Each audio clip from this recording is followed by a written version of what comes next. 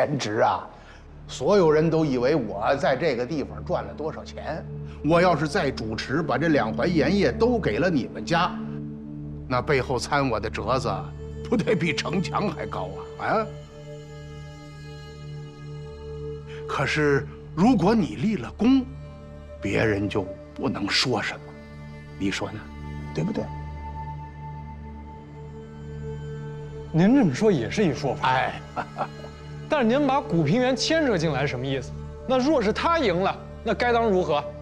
哎，古先生那可是民间小商人的代表啊。若是古先生赢了，那这江南的盐业就不能由你们李家一家说了算，得给江南的商户们留点生机。都让你们家拿走了，让我这做两江总督的没抓挠，也不好吧？大人，我还有一事。如果这海棠是由我李家捐资修建，所有的费用自当由李家全部支付。可古先生这笔钱怎么算呢？啊，那自然是朝廷批准了啊！朝廷批准，怕是等到明年再淹了，这钱也下不来。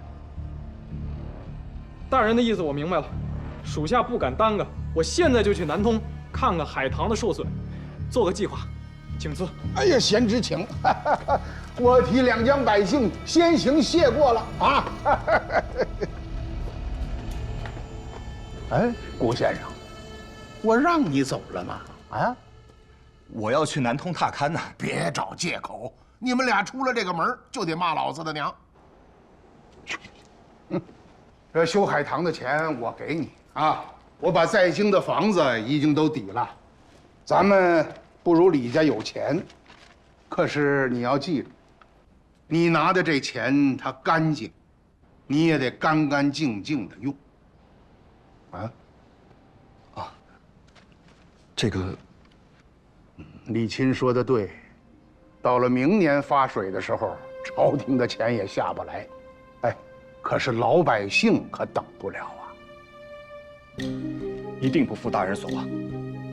你记住，我这个人呐，一辈子愚笨，读书识字总不如人。但是有一样，我走一步是一步，不自欺，不欺人，做一事便成一事。你要是急躁求进，非成大错不可。呀！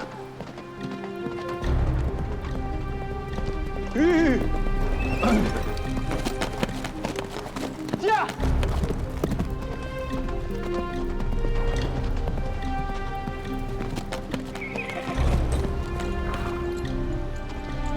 你是看海棠还是赛马呢？我就是越想越气。那老家伙现在把咱俩当3岁小孩，现在已经开始当众挑拨了。哎，我这么想的，我刚才出去了，他肯定又在背后嘀咕。你没帮我问问他为什么不帮我盐场的事儿？我问了，他说你们家就是趁火打劫。趁火打劫？胡说！商人低价买高价卖，这自古以来天经地义的事儿。我要天天跟他讲仁义，那我喝西北风去。咱们还是看看海棠吧，这事儿挺麻烦。哟，顾兄，你先给我撂句话，我好安心。你说，我爹把2环盐场这事儿交给我来办，这是我唯一从家里出来的机会，所以我想啊，无论付出多大代价，我都得赢，把这事儿办成。你能不能让我一让？哎，谈不上让。我嘛也没做过盐场的生意，但是就像你说的，我们不是3岁小孩子。他想把我们关在一个鸡笼里，但是我们呢不能任由他爽，是吧？那咱就这么说定了，修海棠的高度你让我一让。朝廷规定的标准是3丈3，我在这基础上再高1丈，多次靠。那我替南通的老百姓先谢谢你。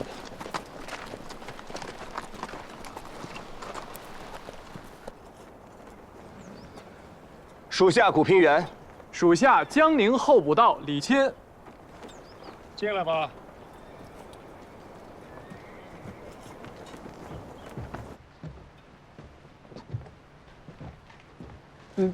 九帅，九帅，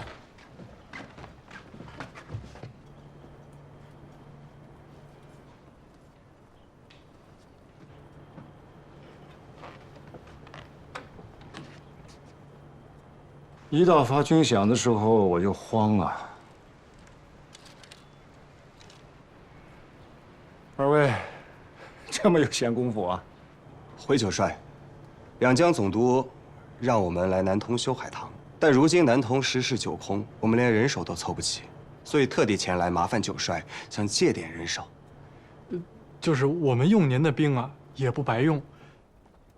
实工、木工一天300钱，力工一天150钱，当天干活当天结算啊，吃住都由工地供应。借兵，你们赶紧把他们带走，要多少有多少。这个好，哎。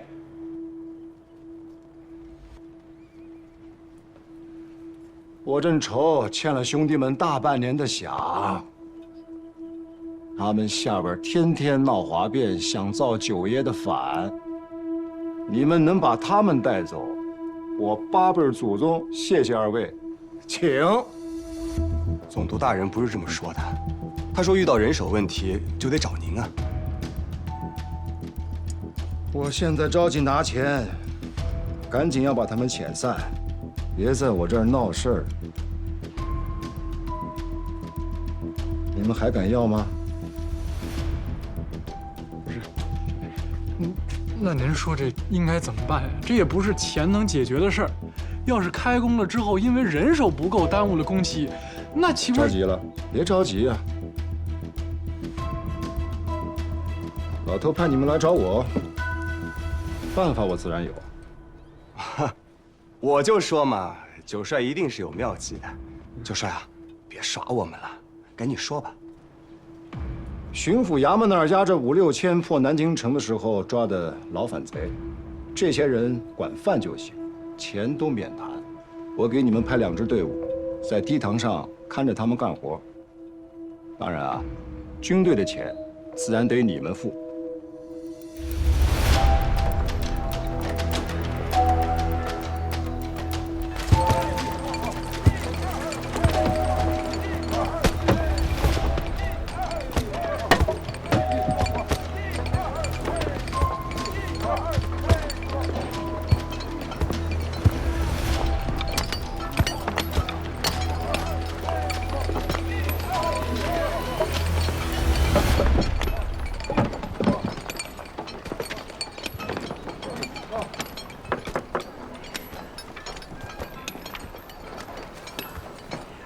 这钱是狼山的好石头啊！杜先生，你真行。既然修了嘛，就给它修好了，争取100年都别塌。哎，我还到西海棠那边看过，你亲大人那一点都不含糊。我跟他打了个赌，比比看谁修得快，谁修得好。哎，你知道吗？等咱这海棠修好了，两淮的盐场那就彻底的是安全无恙了。南通人他知道好歹，你说这米价这一平，这人这涨回来了。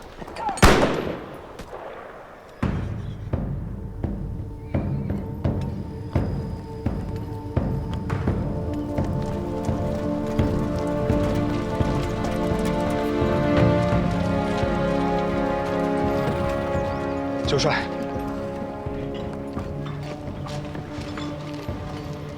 我挑了2000多斤重的老贼，全给你押过来了。这下人手够了吧？他们都这样了，怎么干活啊？配了2个火星，怕什么？一会儿把料卸了就是。这要是跑了一个，我可担不起责任。哈！他们有队有营，一个队跑1人，杀全队；一个营跑1队，杀全营。这光天化日的，谁敢呢？开料，这，开料！大量话我说完了，丑话我也得说，死了的我不管，可真有人敢往外跑，你辛苦的就是通敌啊！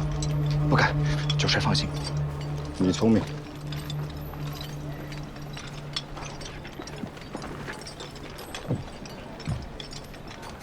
走。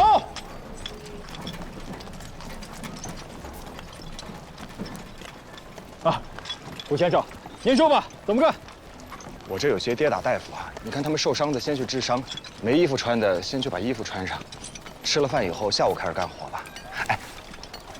不能真有人跑吧？跑，跑得过枪嘴吗？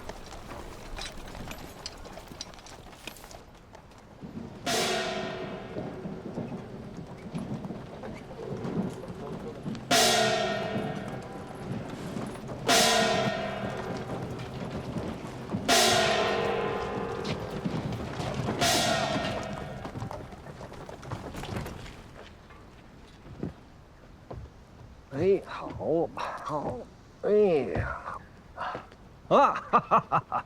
卑职亲赐两淮盐运使。哎呀，哎呦，财神爷驾到，有失远迎啊！行客拜做客，这是规矩。请。哎，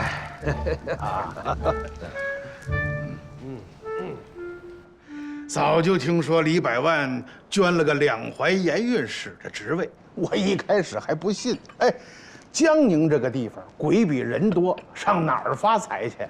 我这个两淮盐运使可不是来享福的。哦，倒要请教了。两淮盐业，自古以来都是江南重要的税赋支出。卑职领了皇上的圣谕来整顿盐务，这难道不是题中应有之义吗？两淮哪儿还有盐业啊？贵公子拿来那么些盐田的地契，我看两淮盐场十有八九都归了你李百万的手里了。我看你捐官这个钱亏了，两淮盐业反正都是你的私产嘛。我今天是穿着官衣来的，李百万三个字，总督大人就不要再提了。再说了，我来也是替总督大人解决难题来的。哟，我何难之有啊？您的难题还小吗？南京城像火药桶一样，曾香香的兵可不是朝廷的军队。这10年杀了多少人？哪个是良民？如果他们要是闹起事来，江南又得沦陷，朝廷的哪支军队能够降服得了他们？这是其一。其二，两淮的官员有多长时间没有拿到俸禄？这10年仗打下来，乱发军功啊！总督大人门口站班的军官都是2品大员。他们要是闹起事来，这还得了？南通的海棠失修，南通下面7州县灾民无数，冲毁的道路、房屋无数，官、民、兵均不安。大人还坐在这里稳稳当当的跟我说太平无事。我再说一遍，我来是替大人解忧来的，不是惹麻烦来的。哎呀，你看看，我什么时候说你上这儿来是找麻烦来的？哎，我这儿啊，确实是千疮百孔。哎，南通的海棠失修，贵公子勇挑千钧弹，已经去原地踏勘了，而且还要自家掏腰包修筑，给他报功的折子我都递上去了。你骗得了他，可骗不了我。他不是当官的，报功的折子、受赏，他什么都拿不到。总督大人可劲儿地消耗他的钱，目的就是想把我引出来。我来了。孔夫子说过：“与不能言者言，是为失言；与能言者不言，是为失人。”总督大人，您打算想犯哪条错呀？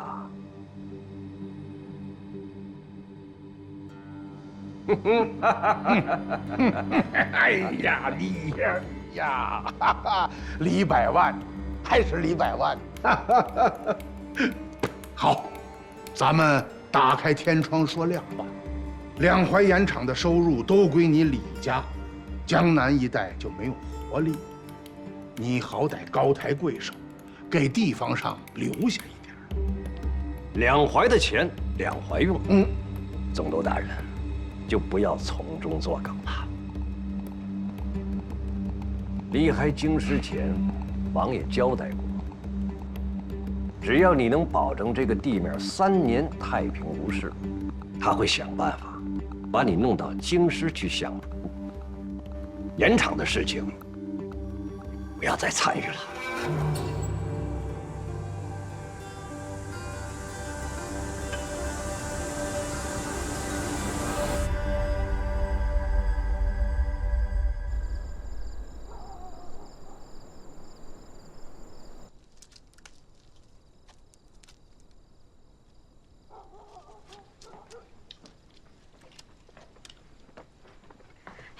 你慢点吃，别咬着手指头。这一天天忙的大忙人也见不着。你有所不知啊，南通的海棠被水冲垮了，整个土地被海水浸了一遍，老百姓啊四处逃荒，哪有饭吃？本来啊，听说你到南通去，我和玉儿还高兴呢，没想到这么大座城，你说会惨成这个样子。那等我收大功的时候啊，我带你们一起去南通转一转，包括旁边的镇江啊、金山寺啊，都去走一走，你就放心吧，娘。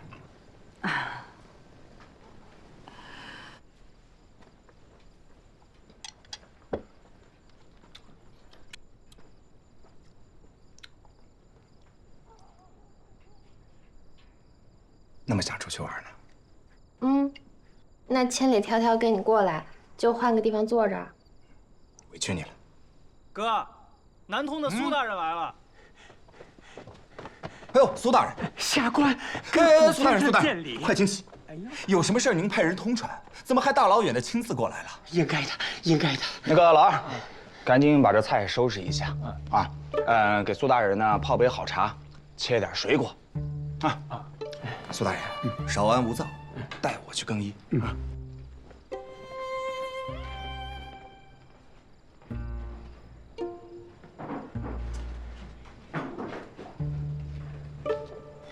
苏大人，苹果、茶，谢谢谢谢。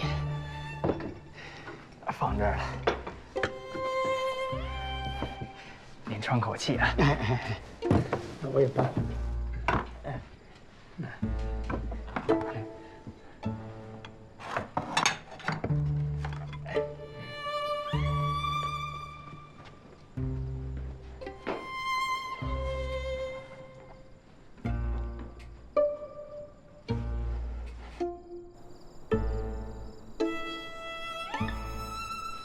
哥，6个苹果，一口气吃没了。再去拿点点心。啊。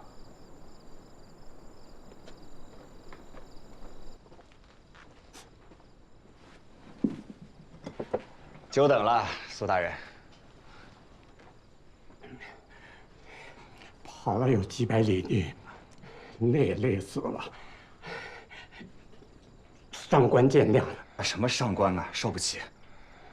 不过这南通到江宁也没多远呐，700里从何而来啊？哎呀，跑着四处借粮，今年南通这日子，实在是过不下去了。明白。今年确实是灾祸不断的。不过我既然要答应修这个海棠，就一定会对南通有个交代。属下不才。有件事只能求您了。快请坐。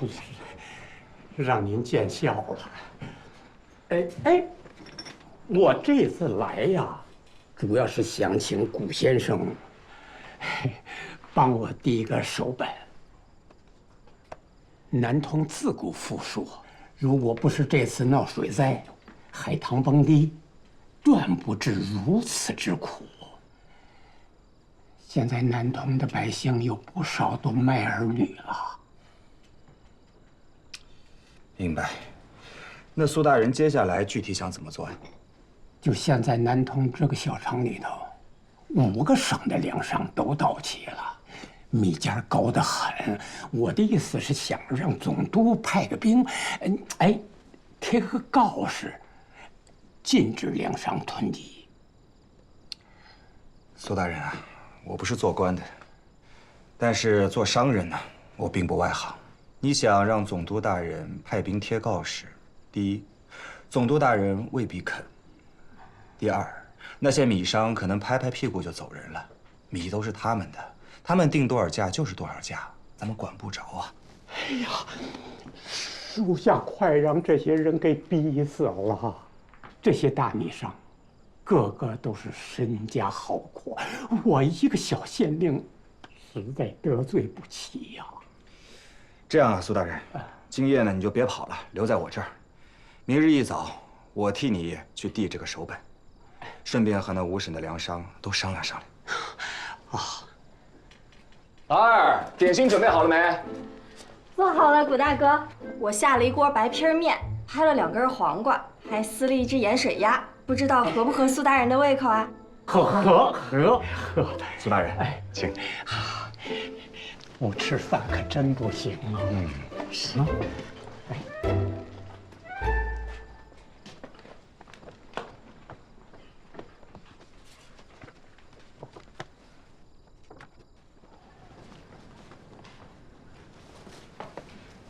听说南通的百姓都开始卖儿女了。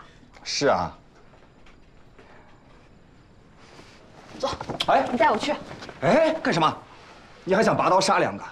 这样的人你都不管，你就是狗官。哎，你别张口就骂好不好？我又不是官儿，怎么就狗官了？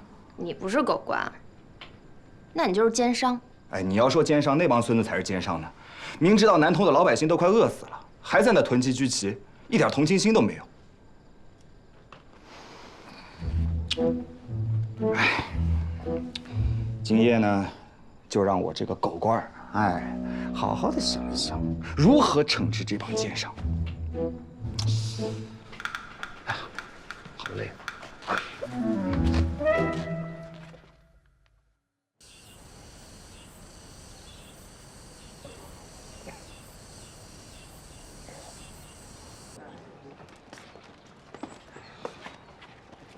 你看看吧。哎，按说呢，这苏玉华是个好官，老举人了，混了半天也就混了个县令，10几年的官，就这一身官衣，也送不了礼，也升不上去，对老百姓倒是也好。我呢是不好驳他，可你说他说的是什么话啊？让我派兵去压制米市，这像话吗？人家就是不卖，你前门进去了，人家后门溜了，我用什么罪名来拿人家？你看苏大人这事儿，你要是不管的话，那南通的海棠也没必要再修了。哎，你这是什么话呀？修这个海棠本来就是救民于水火，南通已经易子而死了。您要是不救，等海棠修好了，人都死绝了，还修它做什么呢？是啊，你说的在理，可是真没银子呀。我这，哎，要不然你们2位能不能先……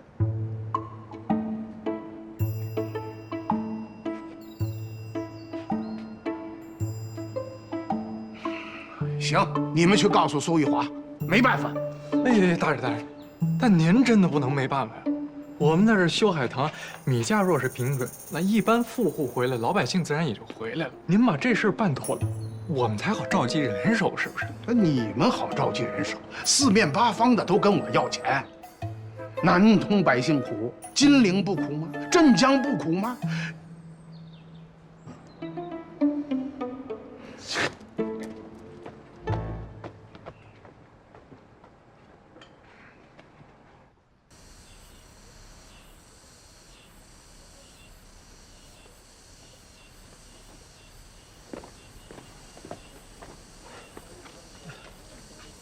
总督大人说，他很快就能想到好办法，让你先回去安抚民众。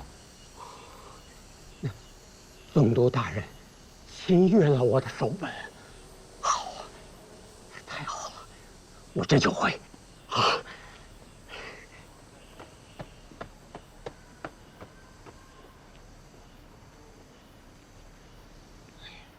这帮米商也忒狠了，实在不行，咱俩各出一部分钱，把这米买了，赈济南通去。把米买了倒简单，买到何时啊？买到明年吗？整个南通的百姓靠我们养，那你得多有钱。是，这如何是好呀？不过一朝囤积居奇，就想把咱俩给吃了，想的也太简单了。我现在有一招，可以确保必胜，但是得咱俩一块儿干。你还能变戏法把米变出来？哎，你看，以空对空，戏法人人会变，巧妙各有不同。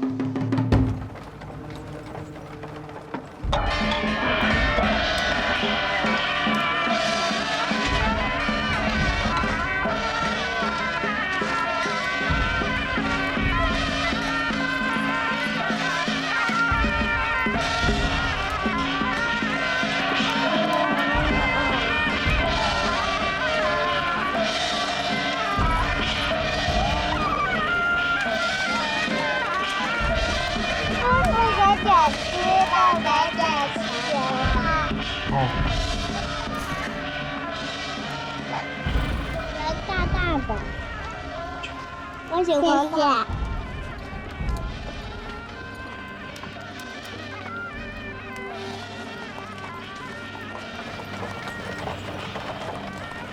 我实在是看不下去了。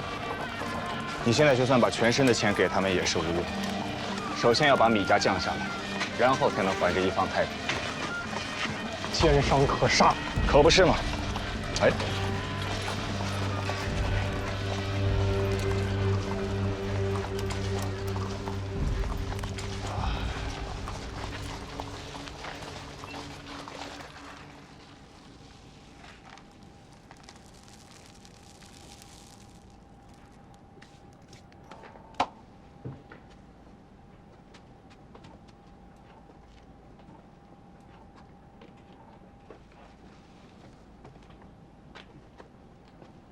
欢生古平原，李钦前来拜见前辈。是你们二位少爷呀？一位从死囚堆里逃回来的，一位李百万家的败家公子。你说谁败家公子呢？正是我们。还未请教老前辈尊姓大名啊？鄙人姓杨。人送外号杨千万，比你爹多那么一点而已。杨老板，您是商道前辈了，我们尊敬您，还望您高抬贵手，放南通一条活路，把米价往下降一降，我们兄弟俩也好做事。这二位小英雄，我自家的米卖高卖低，轮不到你们俩给我定价吧？这两江总督都管不着这事儿啊！你这生意啊，我看做的有点忒丧良心。说谁呢？我知道你京城来的，怎么了不起啊？想和我拼钱拼银子？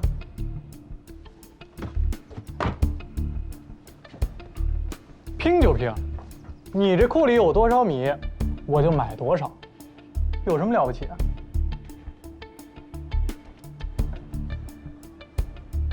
我这库里面我有5省的米商在我手里，进退我一个人说了算。你买得过来吗？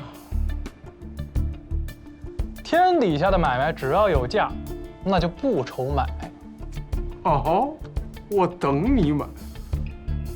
怎么样，小子，你和他一样要和我拼拼？我没钱，我哪有钱买啊？我就一句话。现在我们修海棠需要人手，你若是不降米价的话，那就是我们的对家，那就得罪勿怪了。得罪？动官威我都不怕。知道我背后是谁吗？纯王爷。谁稀得和你拼后台呀？杨老板，敢不敢跟我们打个赌啊？赌什么？赌你10天之内，米价必降。不但会降，而且会大降特降。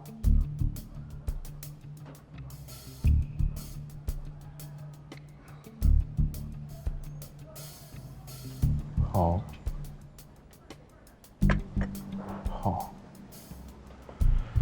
，10天之内只要我不降价，你们俩就输，对吧？对。赌金多少？就这个，朝鲜国进贡的大东珠，一共就2颗，另一颗在皇太后的凤冠上。此宝夜间发光，能辟水而行。姑姑，值不值200万两银子？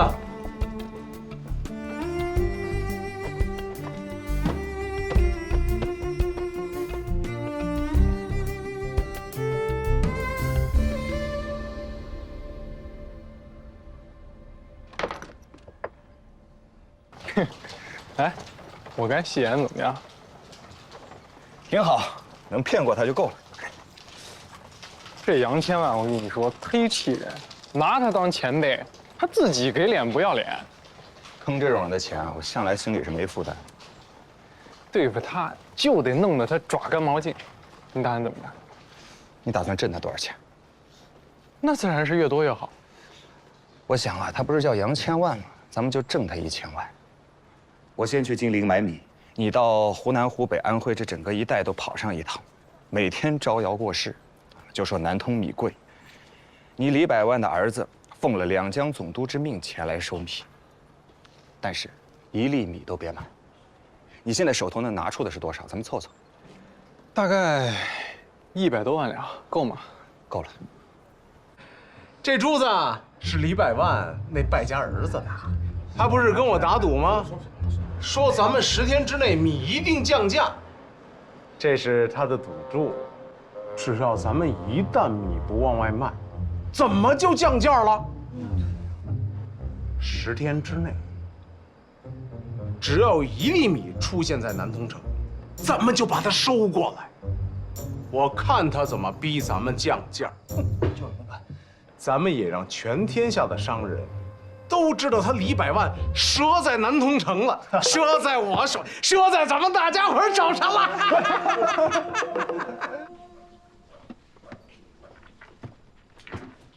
哎呦，我说四爷啊，您这一扮上啊，活脱脱的大商人。成吗？成。不对不对，还有个眼镜呢。还有眼镜。来。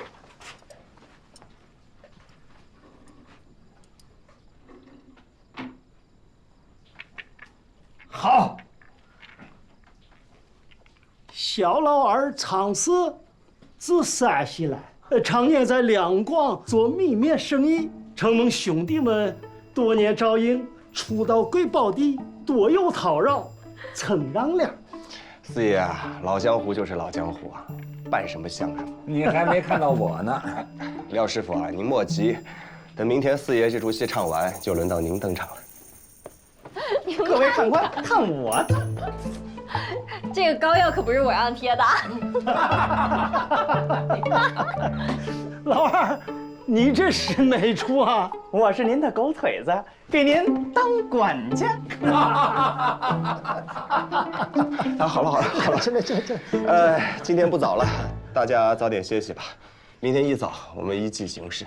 四爷你切记啊，明天给你派发20万担的米，3两银子1担，切记要现银，低于3两坚决不能卖。那是。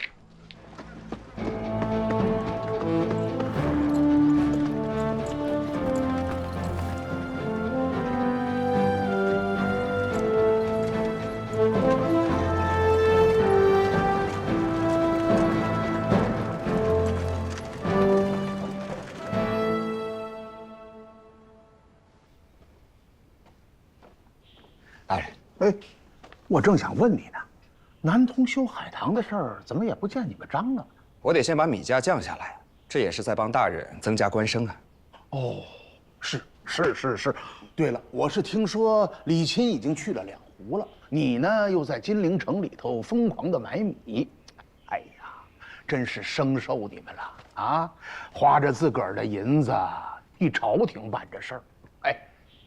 哎，可是有一样我不明白呀，你们俩有多少银子，能救着南通的百姓啊？100多万两吧。哇，那哪够啊？不够。那您开仓啊，放赈粮。哎，我可没有米，我没粮。我跟李青使了个手段，可以把米家降回来，自己不用花1分钱，同时还能再赚上一笔。哦，这话怎么讲啊？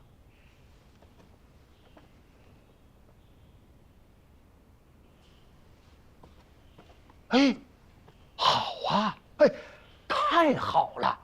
哎，来！哎呀，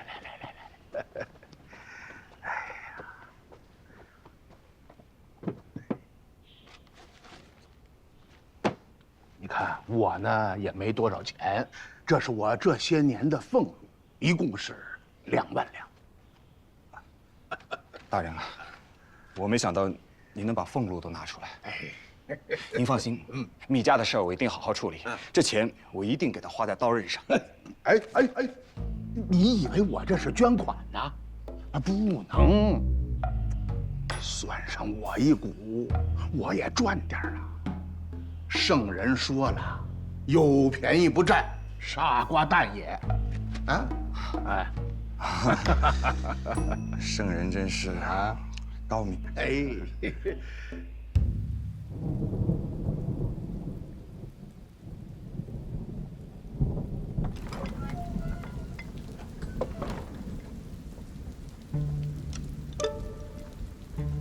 嘿，这都下台了，还端着呢。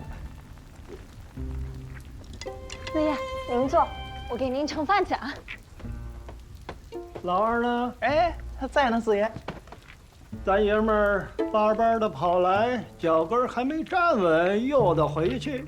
这杨千万是不是太欺负人了？可不是呗，那这一路人吃马喂的，滴了3两银子。少一个子儿，咱都不能卖，就这么定了。老话说，半上不相，不如不唱啊。四爷，您都绝了，过来行吗？太行了，累死了。哥，你怎么不夸我呀？你又没演，我夸你干嘛？啊，好了，辛苦了，吃饭。诸位啊，今天只不过是略施小计，我们就挣得了60万两银子。不是去救人吗？怎么还赚起钱来了？那个杨千万，他吃人肉，喝人血，把南通所有的米全部买空了。自以为觉得自己很有能耐，梁师傅，哎，现在到您上场了，你赶紧把行头都脱给我。哎，不用，我按照您的身材啊，重新做了一件，穿上之后比四爷还气派呢。这次咱们还需要运2批，明天我会发你60万担，后天还有100万担。您记住了，都是3两银子，一个子儿都不能少。那杨千万又不是傻子，送这么多米，他吃得消吗？他是不傻，但是他太贪心了。如今我喂他多少，他就得吃进去多少。我要活活撑死他。安徽我还有几个做米生意的朋友，还能凑上200万担。好啊，那就一事不烦二主，常年做大，您全都伺候下来。我是这么想的，等事成之后，我想拿出50万两银子，给廖姑娘买首饰，您觉得如何呀？不是50。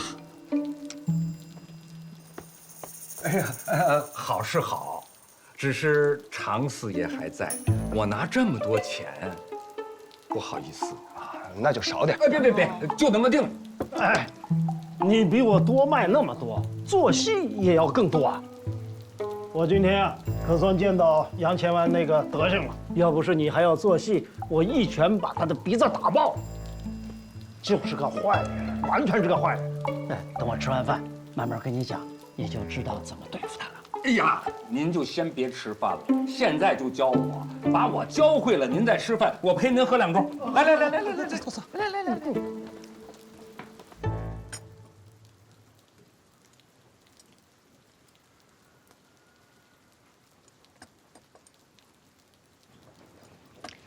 奸商，睡觉。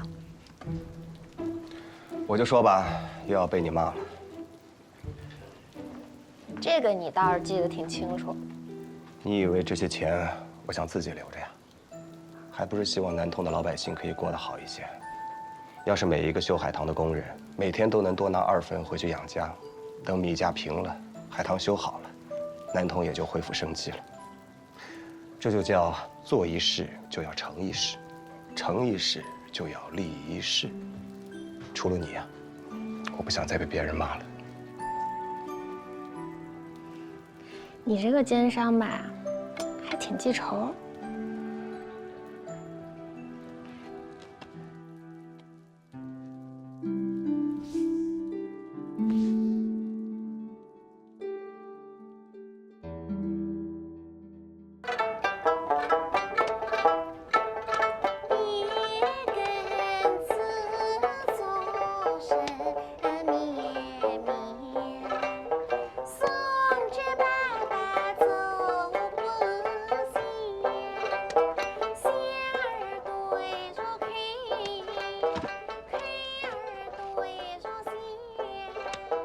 哎，南通城又来了个米商，是个灰落的。灰落的，别跑这儿来给我惹麻烦。带了多少米啊？60万担。不少啊。听说后边还有200-300万担。60万担。你没听错吗？千真万确啊。就是360万担，这么多米。小小的南通城哪吃得下呀？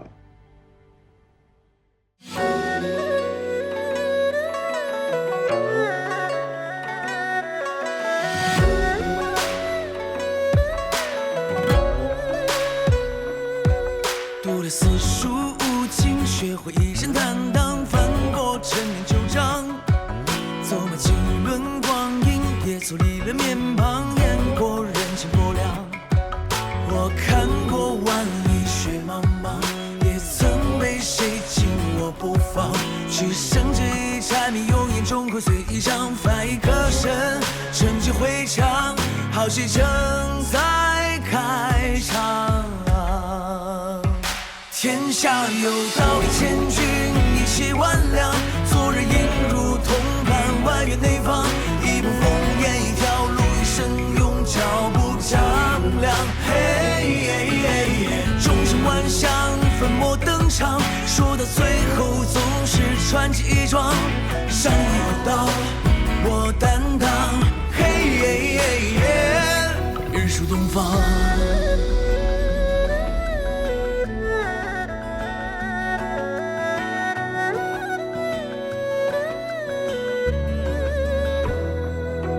流过多少血泪，只要爬得起来，纯洁当作小将，还能喘一口气，就撑起这脊梁，扛过刀剑风霜。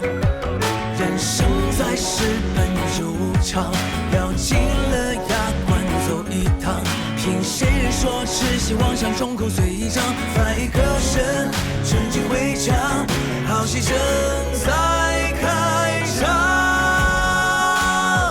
天下有道理千钧一气万两，做人应如同伴，外圆内方，一步烽烟，一条路，一生用脚步丈量。千河过尽人间万象，尘埃落定留下传奇一桩。山河浩渺，我担当。日出东方。